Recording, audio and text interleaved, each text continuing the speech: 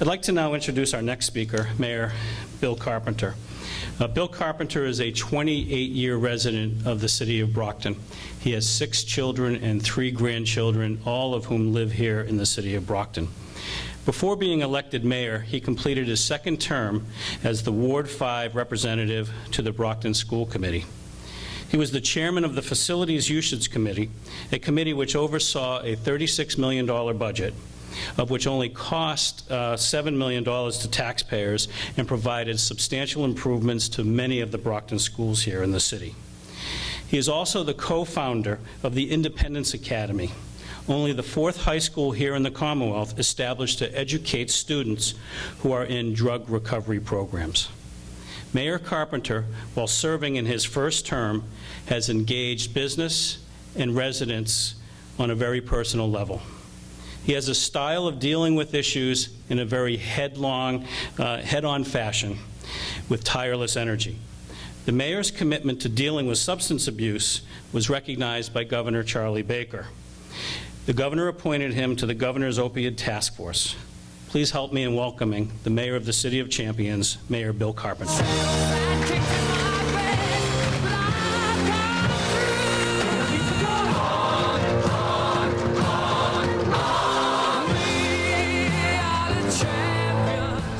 It's a pleasure for me to join you here today. It's a pleasure for me to hopefully warm up the room a little bit for Secretary Pollack when she comes on, recognizing that most of you came to see her and not me. However, I do have something really exciting to share with you this morning. The Metro South Chamber of Commerce is no better place to introduce this because I think that we all share our concern and our interest in economic development for the Metro South region. So what I'm here to tell you about this morning is a vision and a plan for the economic development in the future of the City of Brockton called Brockton 2025. It's a 10-year plan of development and planning. And I think it's really important to talk about a 10-year plan because I'm the mayor of a city in which the mayor serves a 2-year term. And our city council has also served a 2-year term. And I think that if we look back over the years, there's been really kind of a lack of real legitimate long-term planning because when you're serving in a 2-year term and 16, 18 months into your term, you're already running for re-election, you tend to think in 2-year cycles. And sometimes some of the really good long-term decisions you have to make have some political cost in the short term, and it's hard to make those really good decisions when you're constantly up for re-election.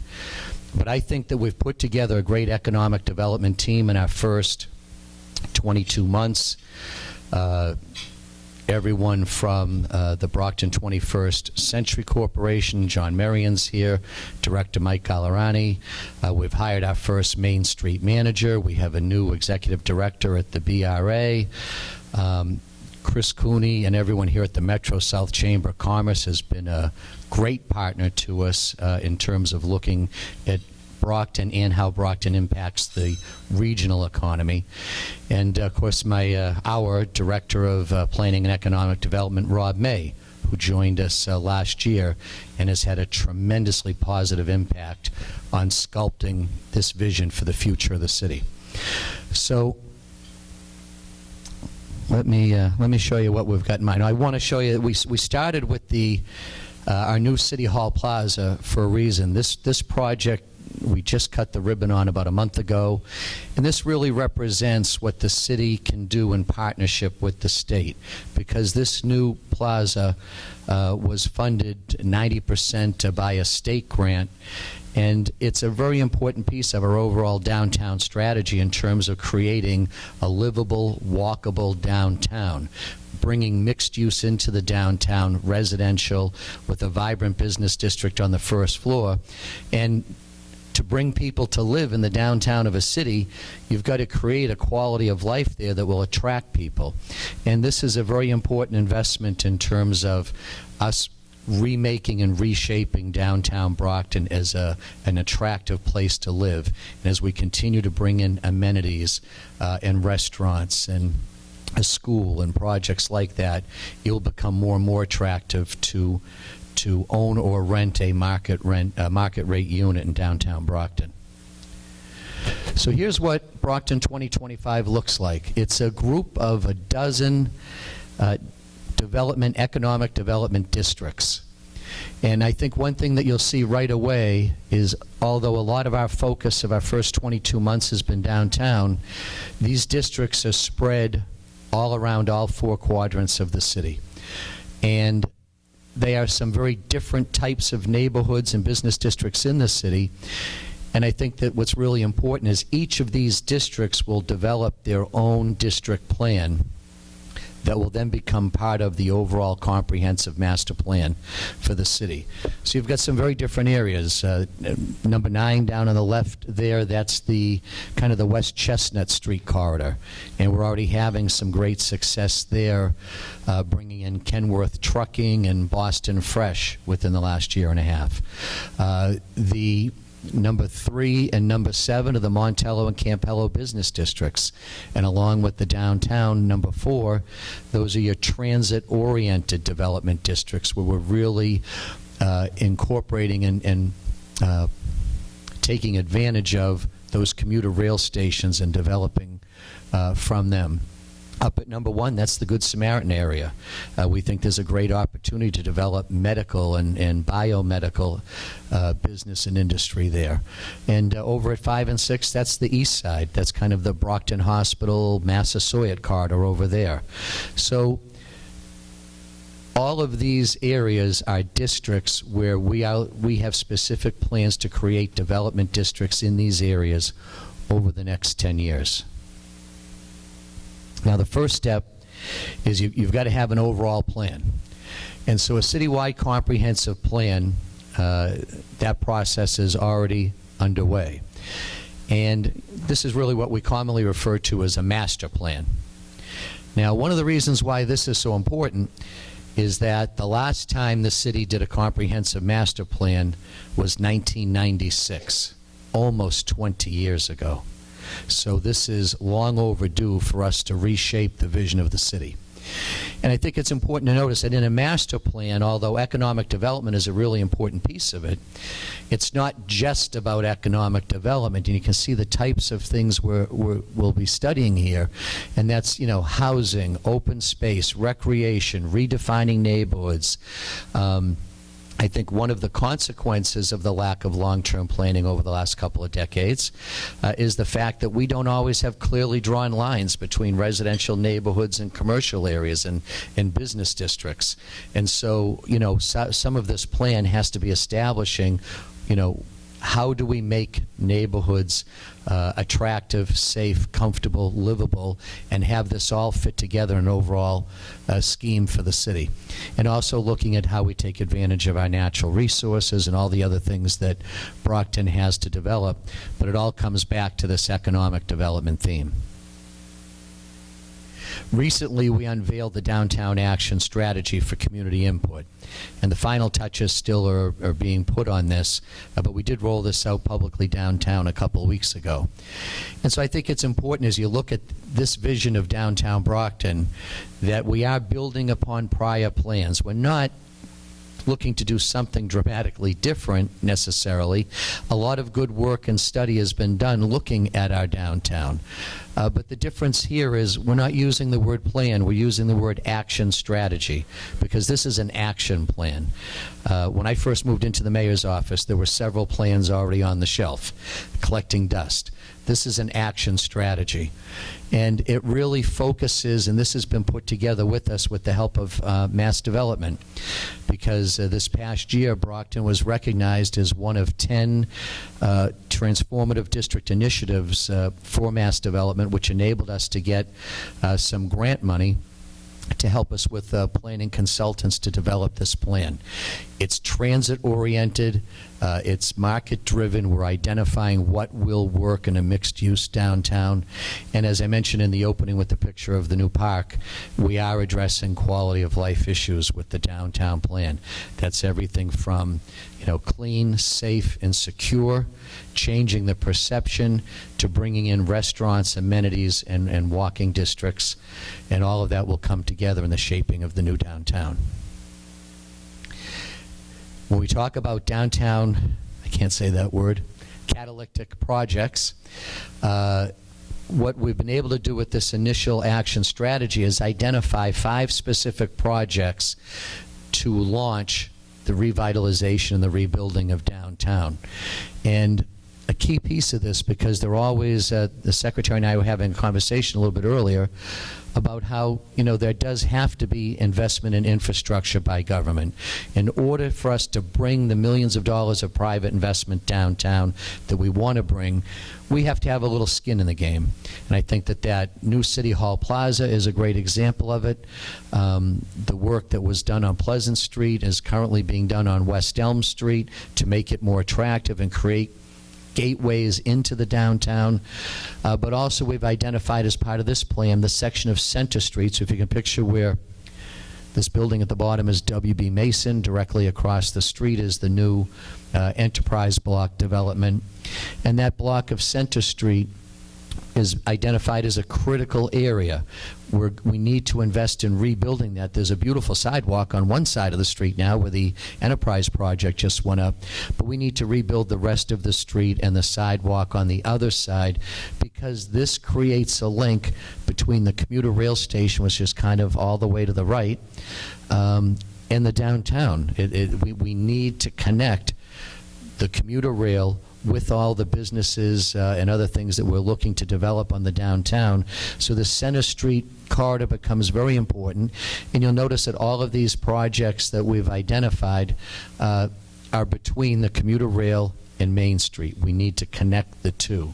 And there's more housing here, development of a CVS-type pharmacy. And then those 2 yellow buildings you see to the right, that's where we have to redevelop. That's the Dunkin' Donuts, former D'Angelo's used car lot section along Montello Street there. And that needs to be completely redeveloped. So that will help bring the foot traffic from the commuter rail towards Main Street. And centralized structured parking has to be a very important key to this, because right now we have this sprawl type of surface level parking, which takes up a lot of space and is not productive into people living and working downtown. So the top structure up to the right is a structured parking garage, and we think 1 right away and probably 2 long term. And our parking authority has a future parking study underway right now. The CSX rail yard. Now, I can't take credit for incorporating that in the plan, because Chris Cooney, I think from the first time he met with me, I think even before I was the mayor, emphasized to me the importance of the CSX rail yards in terms of regional economic development. The CSX rail yards is the largest piece of undeveloped real estate in the city, and we have a critical need to be able to redevelop that. As we're looking to bring additional business and commerce to the city, we're a city that's almost built out. There's a big opportunity here to develop that CSX rail yard, which has been not particularly well maintained and unused for decades, along with the fact that CSX has declared it as surplus. So a couple of years ago, the Chamber commissioned a study with the UMass Donahue Institute to show what the potential use of the CSX rail yard would be. And the Chamber has that study available, but it shows that the CSX rail yard has great development potential, and it goes from, this is Montello Street all the way down here, the rail line, all the way over to the east side. You can see all that open space there, the former rail yards. And we envision at the downtown end of it a multi-use industrial park, along with this is a potential location for new public safety buildings that we need. We are working with the governor and lieutenant governor in engaging in a community compact very soon, and in one of the pieces of the financial planning we'll be doing is a citywide facilities plan looking at all of the city-owned schools, firehouses, police stations, etc. And I don't think you need to be an expert to realize that our fire stations and our police station are old, outdated, and need to be replaced. And this CSX rail yard would be a perfect central location for a whole brand new public safety facility. I did have the chance to have a little conversation with Secretary Pollock this morning, and this is a continuation. We've had conversations going on with MassDOT for probably a year and a half now, asking for MassDOT's help in acquiring control of this property, because CSX has identified it as surplus.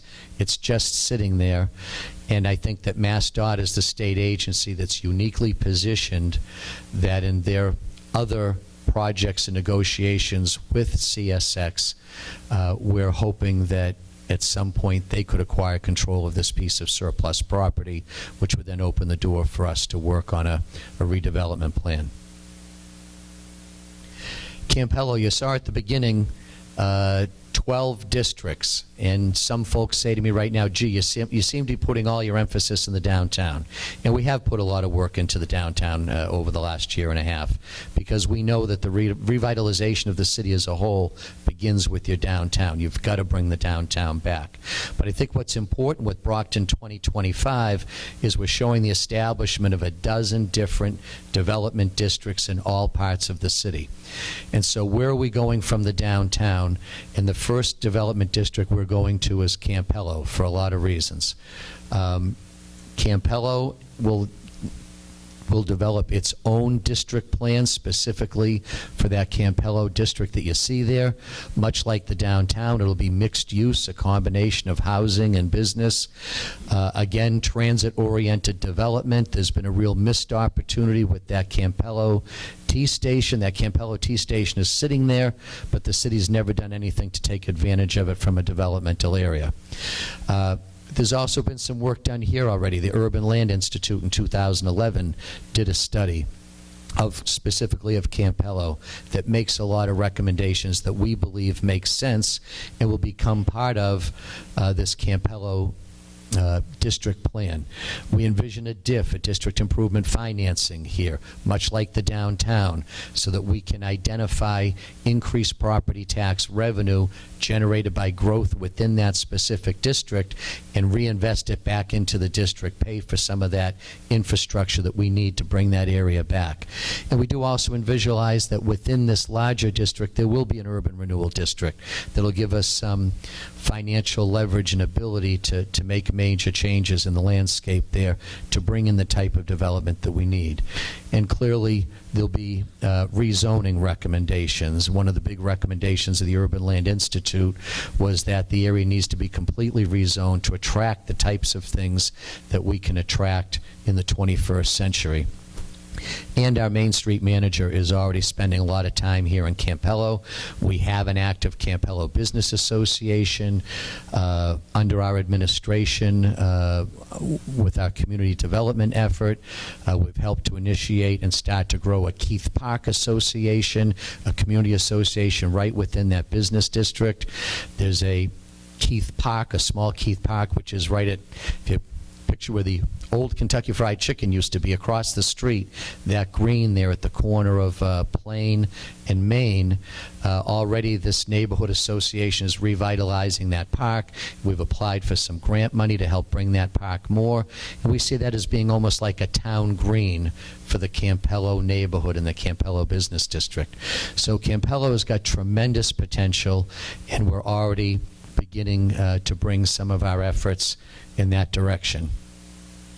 So I'll wrap up just by showing again the large vision here, and the key being that it's an overarching strategy for the entire city based upon economic development and targeting development in these districts, but not just economic development, also working on our neighborhoods, quality of life issues, rezoning in all of these areas. It'll be a process that'll take a couple years, a lot of work by our planning department along with the city council and the mayor's office in rezoning so that we can zone in the types of uses we want in these districts and zone out the types of uses we don't want in these districts to help encourage development and make it much easier.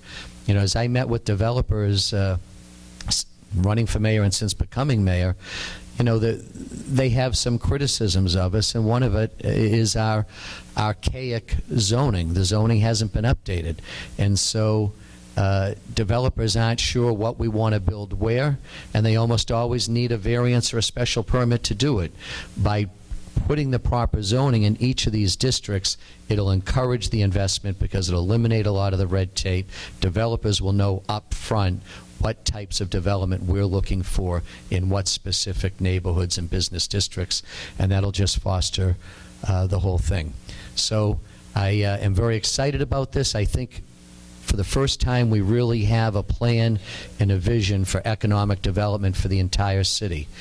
I remember in my very first meeting with Mass Development and their director, Marty Jones, shortly after becoming mayor, you know, she was pretty straightforward with me, and she said, well, you don't have a plan and you don't have a planner.